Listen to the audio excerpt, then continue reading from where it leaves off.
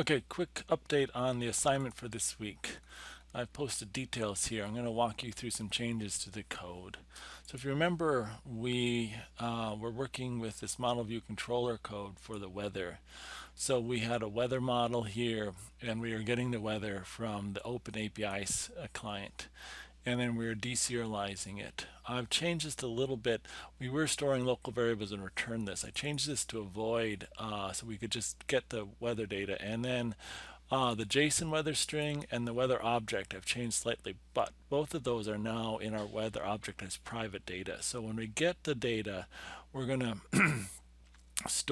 we're going to deserialize the data. So again, we're going out and grabbing the weather data, and then it comes as a string. We're going to deserialize it, which means convert it back into object, and this is what's called the weather object, and that's up here. Now this is of type root weather object, so I had to declare a class. So this class matches the data. So if you remember, the data we're getting from open weather. When we call open weather, we get this kind of JSON stuff. Now I'm going to show that. That's hard to see here, so I just pasted that into this JSON editor so you can kind of see what it is over here. So it has an object, and then there are different things within it. There's coordinates, weather, main, wind. So there's all these different parts of this and sub-objects. So we had to declare some objects that match this so that we can parse it quickly. So based on that, created some class. So the root weather object has all these things that would match that, and then like coordinates has a latitude and longitude. System has some things, sunrise, sunset, the message, the location we're at. Weather has the description of the weather. Temperature has the temperature, min, max, pressure, humidity. Wind has wind speed and direction and clouds. Most of this is then just stored in this root weather object here, so we can see like the temperature is in something called main. We can leave it called main because, again, in this weather object, there are certain description. The names of the objects are set when they define these as main. So the temperature is in something called main. Okay, so this is the weather object, and you can kind of look through that to see where the different information is stored and get access to that. But what's nice is then this deserializing it will take that JSON string and automatically map all the right parts of this into here and create an object of this type.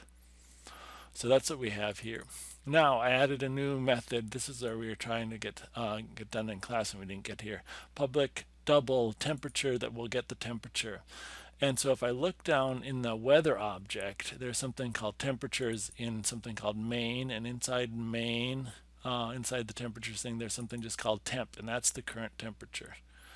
So I'm going to return in my get method, I'm going to return the weather object here, and then I'm going to go main and temp. And again, if I'm going to set it to a new value, I'm going to go to weather object main and temp and set that value. So that's my getter and my setter for the temperature. Now once I have that in my controller, I'm grabbing the weather, get weather, and it's not returning a value now, so I'm just calling it. And then I'm saying weather. Once I have that this weather object, I'm going to say weather.temp, and that'll access. That'll access this temp here, which will access this get and set automatically. So I can say weather.temperature or weather.temp, I guess.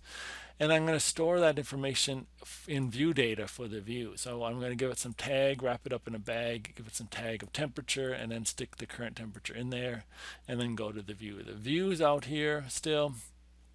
And again, what I'm going to do is I've got my bag of stuff, and there's a tag called temperature, so this has to match this tag here.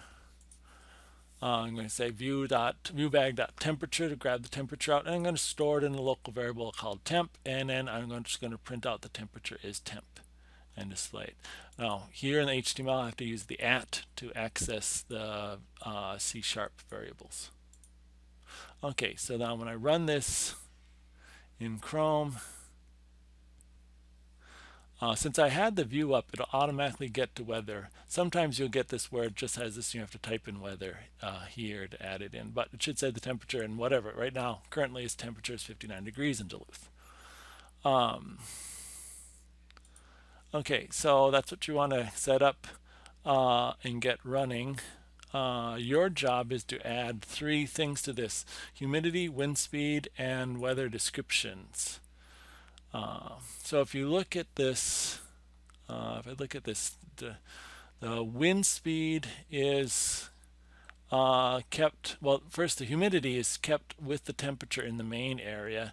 The wind speed is in its own little object here called speed, and the description, clear skies, here is in a weather array. So again, when you go into your weather model, oops, I'm going to stop this now.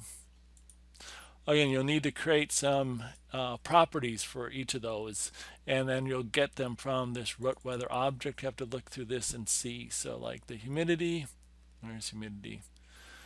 Down in this temperature area. So I'll have to go through that. The wind speed is here, and the description is here, which accesses this weather object and has a description field, which is the longer weather description. Now, one thing to watch is this weather description is an array of weather descriptions. There might be multiple ones. You just want to display the first one here. So this one will be a little harder than the other 2. The other 2 should be more straightforward. So let's go to your assignment.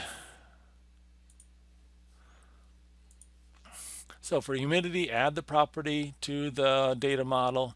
Then in the controller, pass that humidity property back to the view, and in the view, display it on the screen. Same with wind speed, and same with weather description. The only note is the weather description is stored, I should say, in a list, not an array, but similar structure. And you just want to grab the first element in that list here. Get this all working, zip it up, and turn it in by Tuesday at midnight. Feel free to ask me questions in class on Tuesday. Thanks.